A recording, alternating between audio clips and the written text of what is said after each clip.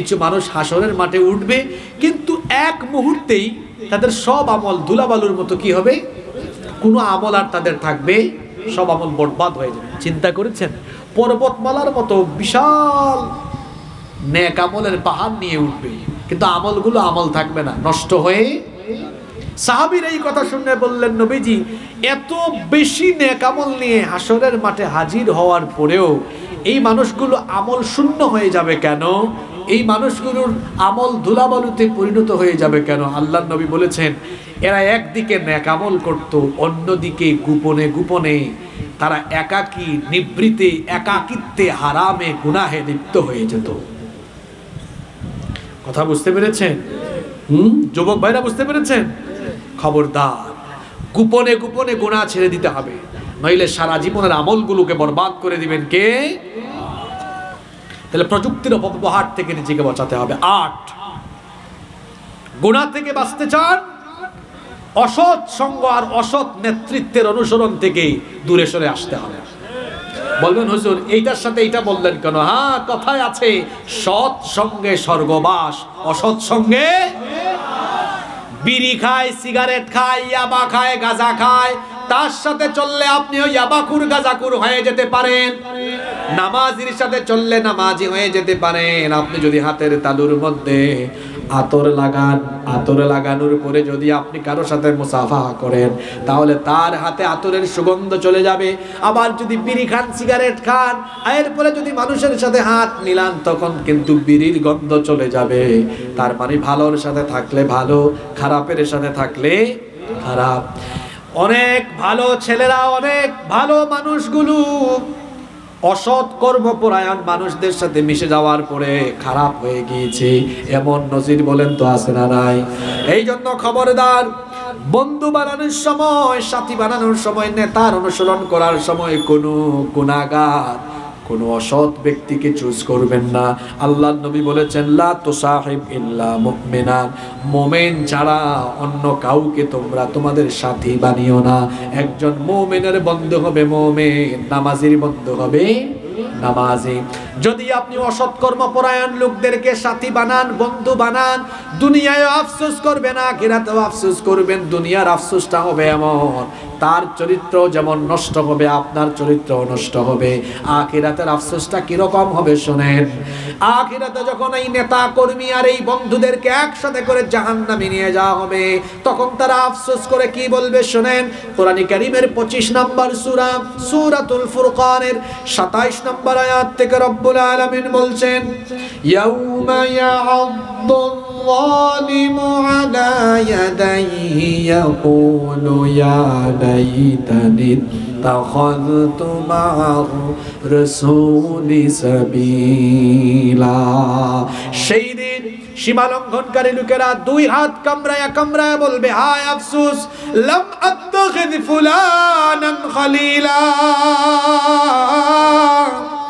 অমুককে যদি আমার বন্ধু হিসাবে গ্রহণ না করতাম, সে যদি আমার ফ্রেন্ড না হতো, তাকে যদি বন্ধু না বানাতাম, সে তখন আরো আফসোস করে বলবে, আহারে আফসোস আমার, লাইতানি লাম আত্তাখিদ ফুলানান খলিলা, অমুককে যদি বন্ধু না বানাতাম তাহলে আমি বেঁচে যেতাম। এজন্য শোনেন, কোন বেনামাজি, ইসলাম বিরোধী, কোরআন বিরোধী এই ধরনের লোককে বন্ধুও যেমন বানাবেন না, এমন নেতা বানিয়ে সেই নেতার সাথেও চলাফেরা করবেন না। আমার দেশের কিছু আবেগে মুসলমান আছে, ওই যে বললাম, নাম তার আব্দুল মোমেন, নাম তার ইমান আলী, কিন্তু ইমানের কোনো খবর নাই। বেঈমানের সাথে চলে, বেনামাজির সাথে চলে, ইসলাম বিরোধীর সাথে চলে, কিছুক্ষণ আপেলের, কিছুক্ষণ ফুটবলের মিছিল করে, এই রকম তার জীবন যায়, যৌবন যায়। আর কিছু যুবকও এমন আছে যারা আবেগের বশবর্তী হয়ে তারা কিছু লোকদের সাথে চলাফেরা করে, তারপরে তাদের যৌবনকে তারা তাদের জন্য বিসর্জন করছে। এদের সামনে পিছনে মোটর সাইকেল শোডাউন করে চামচার মতো এদের সাথে চলাফেরা করে। যুবকদেরকে মনে রাখা দরকার, এই যৌবন আর তারুণ্য কোনো নেতা দেয় নাই, দিয়েছেন কি? এই যৌবন আর তারুণ্য কোনো নেতা দেয় নাই, তো এই যৌবন আর তারুণ্য কেন নেতার সামনে পিছনে গিয়ে চামচামি করে করে কাটান? এই যৌবন, এই তারুণ্য কোন নেতার চামচামি করার জন্য দেওয়া হয় নাই, এই যৌবন দেওয়া হয়েছে, তারুণ্য দেওয়া হয়েছে আল্লাহর জমিনে আল্লাহর দ্বীন কায়েমের জন্য। এজন্য ডানে বামে আঁকা বাঁকা পথে যাওয়া যাবে, আফসোস করবেন তো কিয়ামতের দিনে। জাহান্নামে এই ভণ্ড নেতা আর ভণ্ড কর্মীরা, পথভ্রষ্ট গুমরা নেতা কর্মী জাহান্নামে একত্রিত হবে। তারপরে গুমরা পথভ্রষ্ট কর্মীরা নেতাদেরকে আটকাবে। এগুলো কোরআনের আয়াত। এগুলো শোনার পরও যেই ব্যক্তির বিবেক বোধ জাগ্রত হয় না, আমি বলি আমার ভাষায়, এদের মগজে শয়তান পেশাব করে দিয়েছে। এই জন্য এত ভালো কথা, স্পষ্ট কথা সে বুঝে না কেন। জাহান্নামে দুই গ্রুপ মুখামুখি।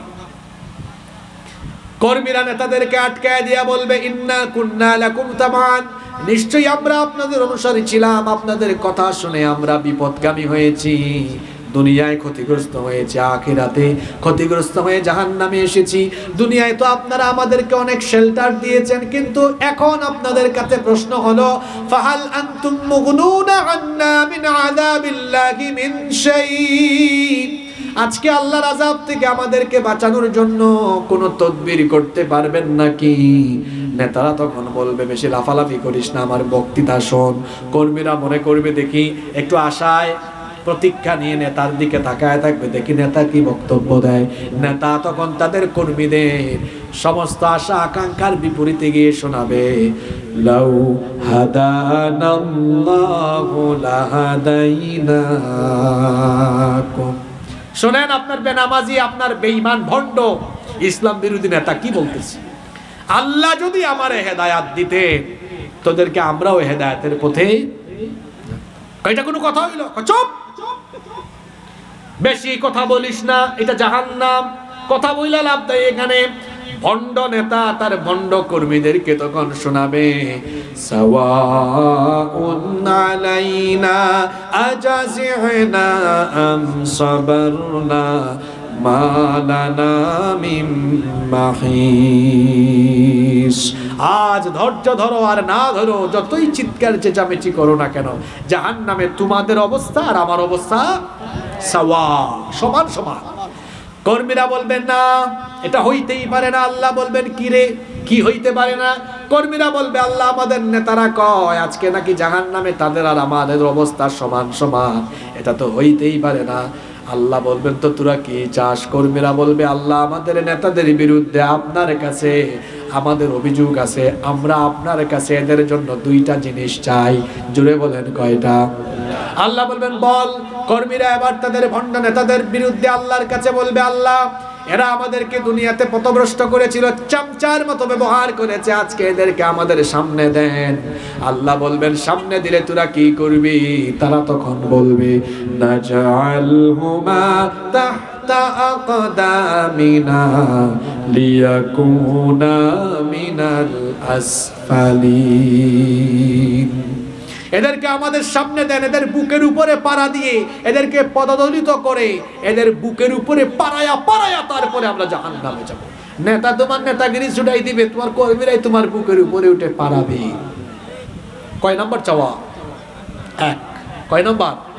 2 নাম্বার চাওয়া। তারা বলবে, আল্লাহ এরা বলে আযাব নাকি আজকে সমান সমান হবে না, এটা আমরা মানি না।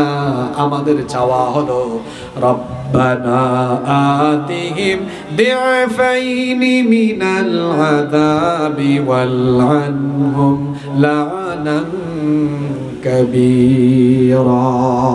আজ এই জাহান্নামে আমাদেরকে যে আযাব দিবেন, আতিহিম দি'ফাইনি মিনাল আযাব, আমাদের নেতাদেরকে আমাদের আযাবের ডবল আযাব আপনি দিয়ে। নেতাও ক্ষতিগ্রস্ত, জাহান্নামীও। ও যুবক ভাইরা, কোথায় যাচ্ছেন? আঁকাবাঁকা পথে দৌড়াবেন না, সঠিক ব্যক্তি নির্বাচন করুন। আপেল আর ফুটবলের দিকে দৌড়াইয়েন না। যারা বক্তৃতা আরম্ভ করলে পরে আল্লাহর নাম নেয় না, রাসূলের নাম নেয় না, 2 মিনিট 3 মিনিট তার নেতা নেত্রীর গুণগান গায়, আল্লাহর নাম নাই, রাসূলের নাম নাই, সে নিজেও বেঈমান, আপনাকেও বেঈমানের পথে নিতে চায়। স্লোগান দিলে আল্লাহর নামে স্লোগান নাই।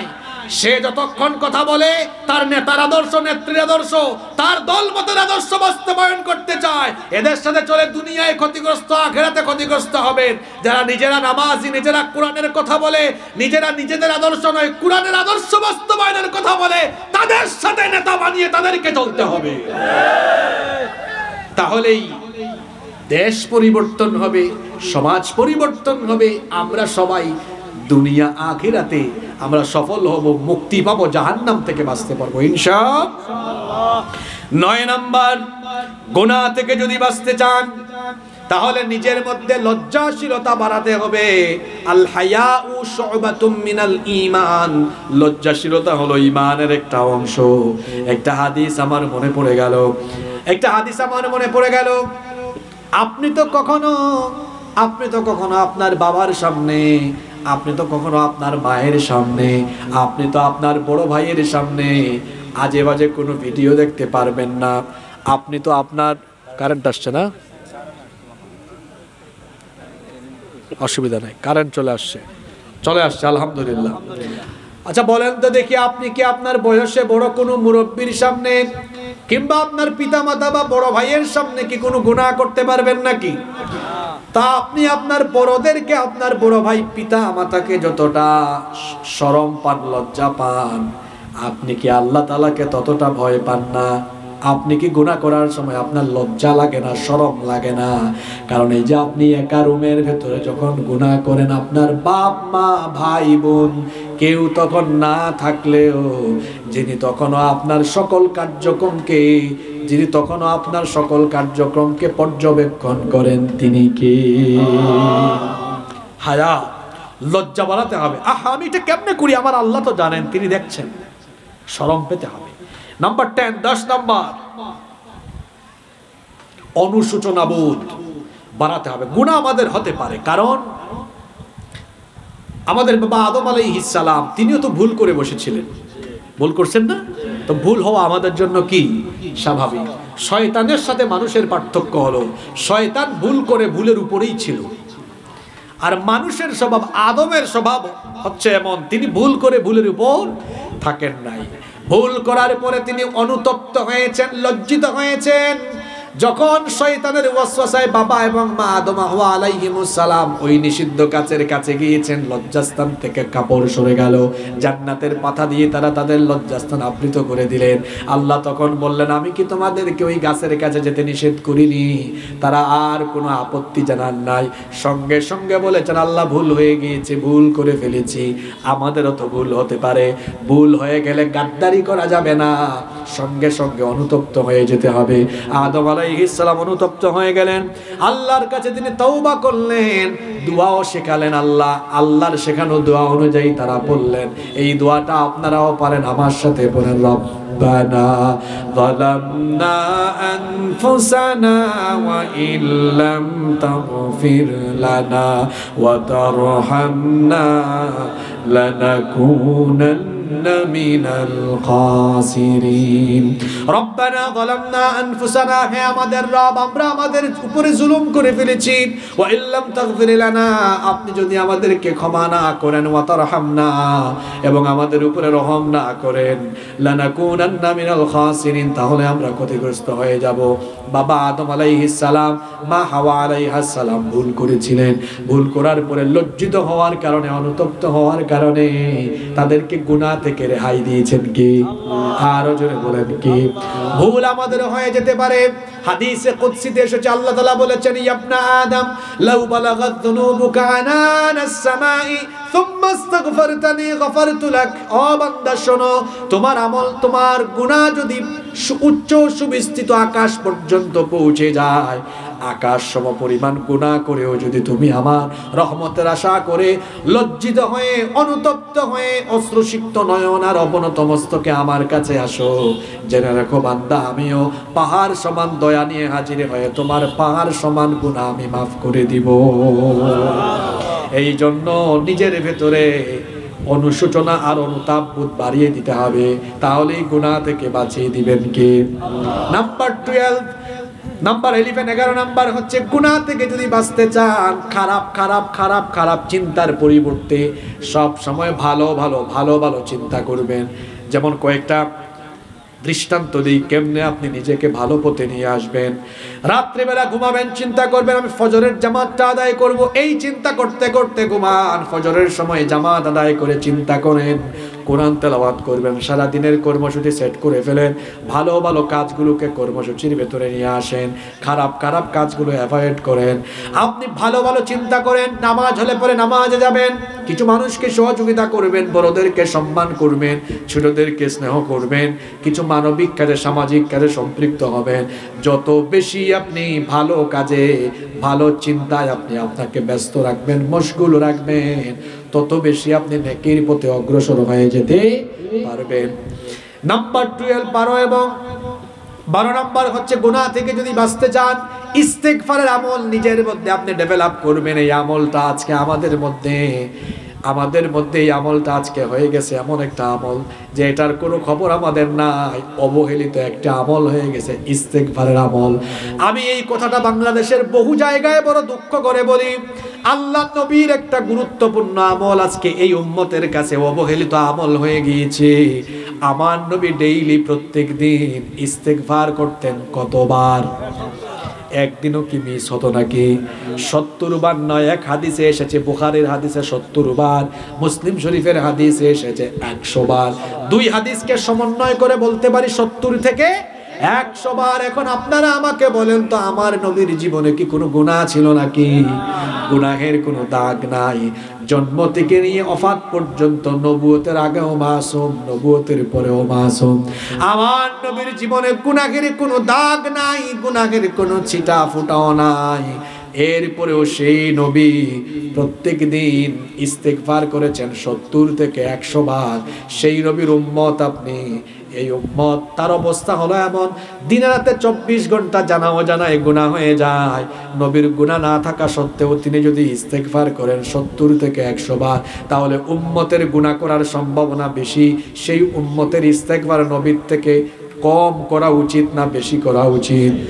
এখন আর জবাব দিয়েন না, নিজেই নিজের বিবেককে প্রশ্ন করেন তো, নবী প্রত্যেক দিন ইস্তেগফার করতেন 70 থেকে 100 বার, আপনি করেন কয়বার? খালি সুযোগ পাইলে ফটর ফটর ফটর করে। মানুষ জবানের কারণে কিন্তু দুনিয়া আখিরাতে ক্ষতিগ্রস্ত হয়। এই জন্য জবানের কথা কোরআনে অনেক বেশি এসেছে, হাদিসেও এসেছে।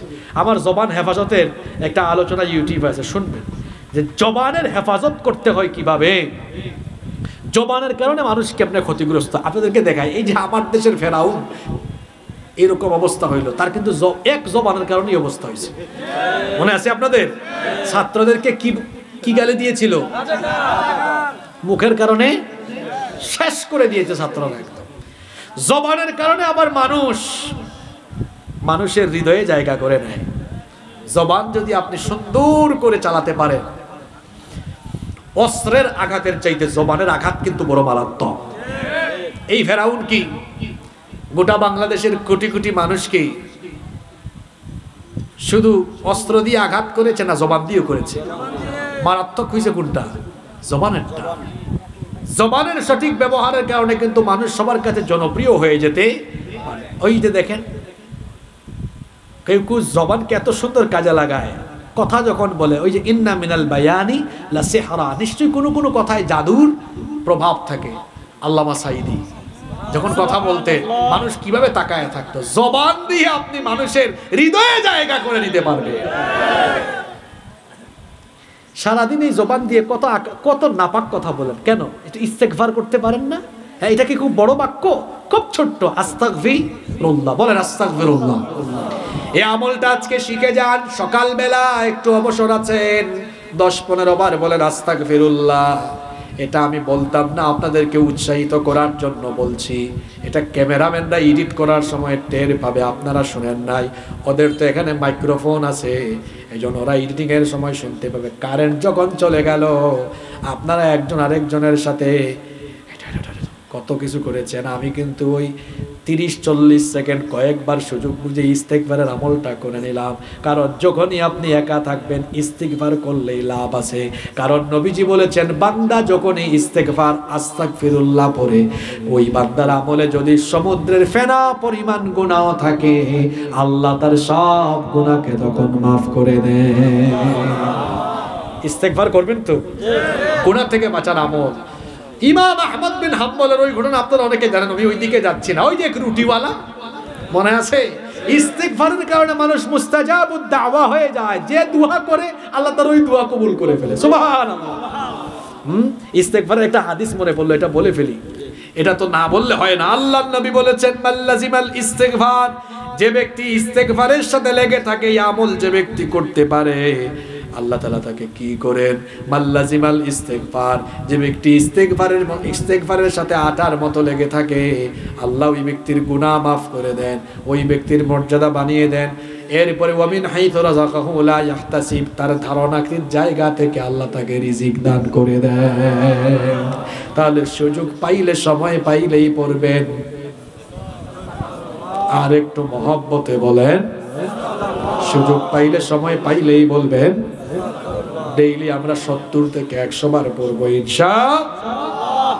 13 এবং সর্বশেষ হলো গুনাহ থেকে বাঁচতে হলে, গুনাহ থেকে বাঁচতে হলে আপনি যথোপযুক্ত সময়ে বিবাহের ব্যবস্থা করে দিতে হবে। ছেলে মেয়েকে তাড়াতাড়ি বিয়ে করায় দেন।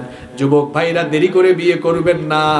বিয়ের সম্পর্ক ক্যারিয়ারের সাথে নয়, বিয়ের সম্পর্ক হলো চরিত্রের সাথে। কিসের সাথে? পৃথিবীতে কোনো মানুষ বিয়ে করে সফল হয় নাই।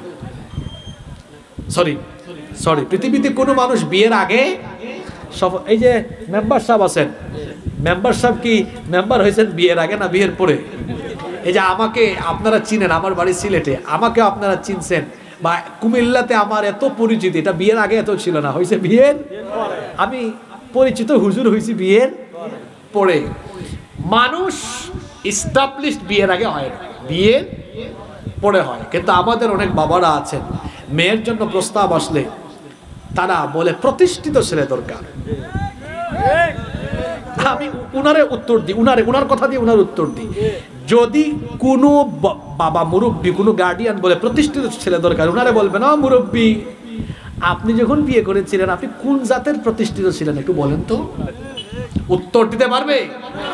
যারা 26-27 বছর বয়সে যাদের হাতে টাকা পয়সা আছে, ওটা তার না, ওটা তার বাপের, তার দাদার, ওটা ফ্রি পেয়েছে। যে বাপ দাদার পরিচয়ে চলে সে গাধা, আর যে নিজের পরিচয়ে চলে সে শাহজাদা। মেয়েকে গাধার কাছে বিয়ে দিয়েন না, কারণ আমি বহু গাধাকে দেখেছি বিয়ের পরে তার বউকে কিছু একটা কিনে দিবে, এই গাধা তার বাপের কাছ থেকে পয়সা আনে। কিন্তু বাবা কিন্তু দেখেছেন টাইলসওয়ালা বাড়ি, কি সুন্দর গাড়ি, কিন্তু ছেলেইটা টাইলসওয়ালা ঘরের বাবার ঘরের এই ছেলেইটা, এটা কোনো কাজের কাজ করে না, এটা ফার্মের মুরগির মতো বসে থাকে।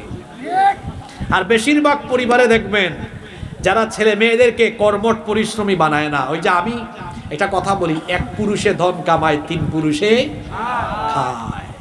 যাদের টাকা পয়সা আছে, সম্পদ আছে, শোনেন, সম্পত্তি ছেলে মেয়েদেরকে একেবারে দিয়ে যাইয়েন না, এদেরকে কর্মঠ বানান, পরিশ্রমী বানান। যে আমি যেভাবে পরিশ্রম করে আল্লাহর রহমতে এই জায়গায় এসেছি, তুমিও আল্লাহর রহমত নিয়ে পরিশ্রম করে এই জায়গায় আসো। গাধার কাছে মেয়ে বিয়ে দিয়েন না। এক গাধা, তার বাপের কোটি কোটি টাকা আছে, সে কিচ্ছু করে না, এটা গাধা। আর আরেক শাহজাদা টিনের বাড়ি বানিয়েছে নিজের পয়সায়, চলে নিজের পয়সায়, পকেট খরচ তার পয়সায়, মাসেই বেশি না 15-20-30 হাজার টাকা উপার্জন করে, কিন্তু উপার্জন করে খায়। এটা গাধা না, এটা শাহজাদা।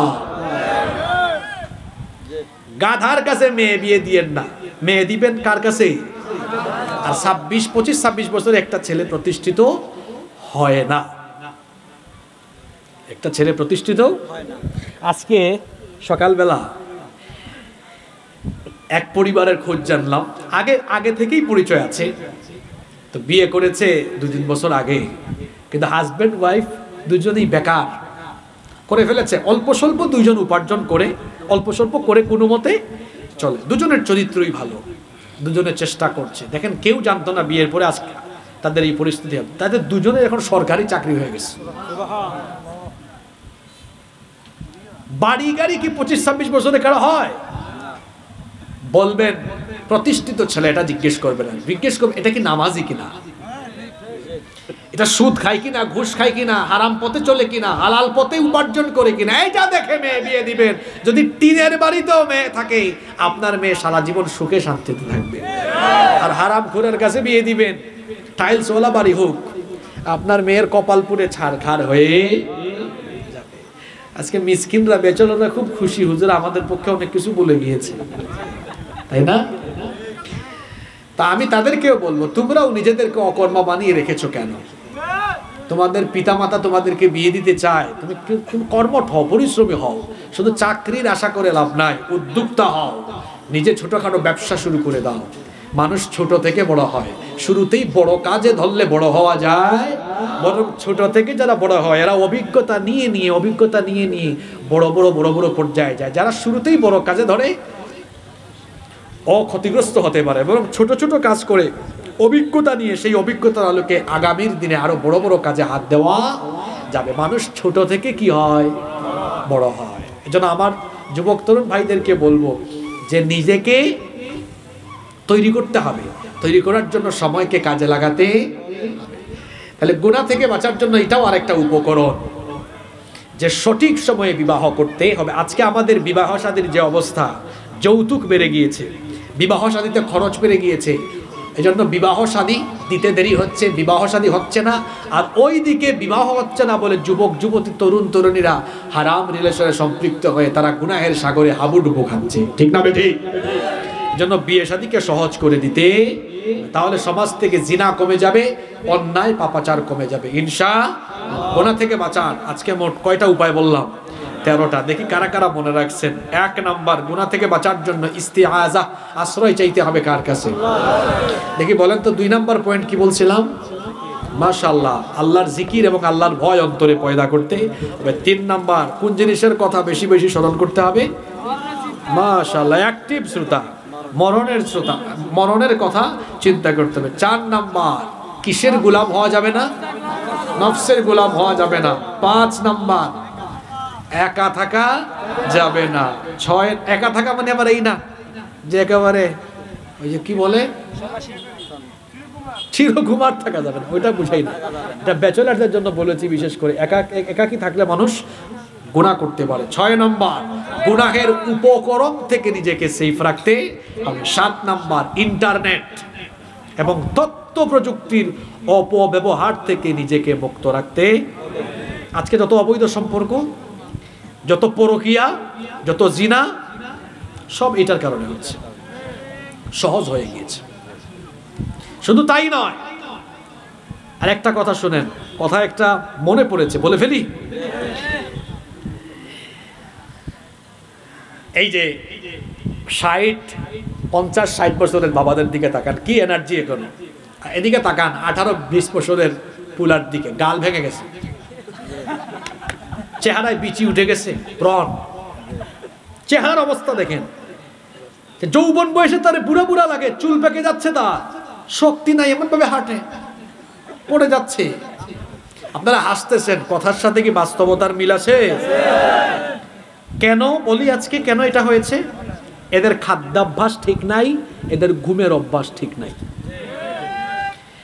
এই যে আমার চাচারা আছেন, ওনাদেরকে জিজ্ঞেস করেন, ওনাদের সময় রাত 8টা-9টা, বড় জোর 10টা ঘুম। কারণ ওনাদের জামানায় টেলিভিশন নাই, মোবাইল নাই, কিচ্ছু নাই। এখন তো মোবাইল আছে, টেলিভিশন আছে, ইন্টারনেট, ফেসবুকে থাকতে থাকতে যুবকদের রাত 4টা বাজে। তারপরে এই যে অঘুমা থাকতে থাকতে, আরে বাপ রে বাপ, তার চেহারায় বিচি উঠতে উঠতে ব্রণ, গাল ভেঙে গেছে, চেহারার দিকে তাকানো যায় না, ডাকাতের মতো চেহারা হয়ে যাচ্ছে।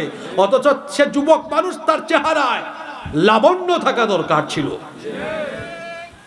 এর ঘুমের অভ্যাস ঠিক নাই। আসেন খাদ্যাভ্যাস, ঘুমের অভ্যাস যার ঠিক নাই, তার খাদ্যাভ্যাসও, ও রাতে ঘুমায় 4টায়, ও ঘুমের থেকে উঠে দুপুর 12টায়, ও সকালে নাস্তা করে না, ওর পেটে গ্যাস, আর এর সাথে চলাফেরা করাও বিপদ আছে, কারণ ও পাদ মারবে। আপনাদেরকে হাসানোর জন্য বলি নাই, ওর পেটে গ্যাস। তো আমি কি আপনাকে হাসানোর জন্য বলেছি? কথা বাস্তব কথা। এর পায়খানা ক্লিয়ার হয় না। এগুলো ডাক্তারদের কথা বলছি তো, যাদের ঘুমের অভ্যাস ঠিক নাই, এদের পায়খানাও ঠিক নাই, এদের পেটে রোগ বাসা বাঁধে, পরিপাকতন্ত্রে নানামুখী ঝামেলা। মনে রাখবেন, যার ঘুমের অভ্যাস ঠিক নাই, এর খাদ্যাভ্যাসও ঠিক নাই, আর যার ঘুমের অভ্যাস খাদ্যাভ্যাস ঠিক নাই, এর জীবন শেষে কম বয়সে অসুস্থ হবে। সুস্থতা মানুষের জীবনের বড় সম্পদ। এই মোবাইলে এত আসক্ত থাকো কেন? হ্যাঁ, যুবক ভাইয়েরা মোবাইলে এত বেশি থাকে। এই মোবাইল চার্জ দিয়েছি সকালবেলা, দেখেন এখনো কত চার্জ আছে, আগামীকালকে চার্জ দিলেই হবে। মোবাইলে থাকতে এমনে থাকা, এমনে মোনাজাতের মতো, ঠিকই বলেছে। আগে আগে বিয়ে বাড়িতে গেলে 4-5 জন মিলে কথা বলতো, ভাই ভাবির কি অবস্থা, ভাইয়ের কি অবস্থা, খালার কি অবস্থা, মামার কি অবস্থা। এখন বিয়ে বাড়িতে গেলে সবাই গোল হয়ে বসছে, কিন্তু কেউ কারো সাথে কথা বলে। গুনাহের সবচেয়ে বড় উপাদান হলো বর্তমানে এটা। হ্যাঁ, এটা ব্যবহার করেন, কিন্তু অপব্যবহার করা যাবে। আমাদের উপরে আপনাদের অনেক ক্ষোভ আছে, আমি না, বক্তাদের উপরে আপনাদের খুব ক্ষোভ, খুব ক্ষোভ। ফোন ধরে না, কত অহংকার। এই যে আমি আপনাদের সাথে কথা বলেছি, এখানেও তো অনেকগুলো ফোন আসছে, কাজ করবে না ফোন ধরবে। ঢাকায় যারা থাকেন বড় বড় ব্যবসায়ীর সাথে দেখা করবেন, কোনো ব্যবসায়ীর, বড় বড় ব্যবসায়ীর ফেসবুক আইডি, আমাকে আপনারা চিনেন, আমাদের মতো বড় বড় হুজুরদেরকে, বড় বড় অনেক হুজুরদেরকে সাধারণ মানুষ চিনে, কিন্তু বড় বড় অনেক হুজুরদেরকে ব্যবসায়ীরা চিনেও না। বড় বড় আলেমদেরকে জিজ্ঞেস করবেন, যদিও ওই হুজুরদা ব্যবসায়ীদের সামনে এটা মানে বললে, আর ওই ব্যবসায়ীরা বললে খারাপ লাগে, হ্যাঁ আমার এত মানুষ চিনে, এই লোক চিনে না। চিনবে কেমনে? এই লোক তো মোবাইল ব্যবহারের সময়ও পায় না।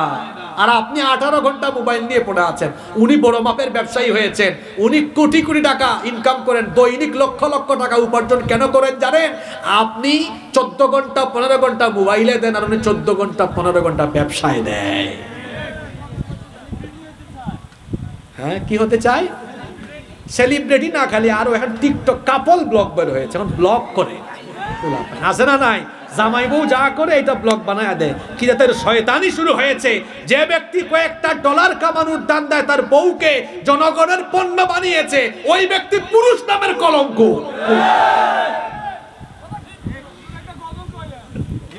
দেখছেন কত কাজের কথা বলতে পারলাম না, 2 ঘন্টা সময় চলে গেল, উনি গজলে আছে। 8 নাম্বার বলেছিলাম, গুনাহ থেকে বাঁচতে হলে অসৎ বন্ধু আর অসৎ নেতাদের সাথে চলাফেরা বন্ধ করে দিতে হবে। 9 নাম্বার বলেছিলাম, হায়া শরম লজ্জাশীলতা ডেভেলপ করতে হবে। 10 নাম্বার অনুশোচনাবোধ বাড়াতে হবে। 11 নাম্বার খারাপ চিন্তা করার পরিবর্তে ভালো ভালো চিন্তা করতে হবে। 12 নাম্বার ইস্তেগফারের আমল নিজের মধ্যে ডেভেলপ করতে হবে। 13 নাম্বার বলেছি, গার্ডিয়ানদেরকেও বলেছি, যুবক ভাইদেরকেও বলেছি, সঠিক সময়ে বিবাহের ব্যবস্থা করতে হবে। এই আমলগুলো করে আমাদেরকে জাহান্নাম থেকে বাঁচতে হবে, এটা দায়িত্ব। জান্নাতের পথে নিজেদেরকে পরিচালিত করতে হবে, এটা আমাদের কর্তব্য। আল্লাহ আমাদেরকে তৌফিক দান করেন। মাহফিল কমিটির সভাপতি সাহেবের বক্তব্য থাকলে আমরা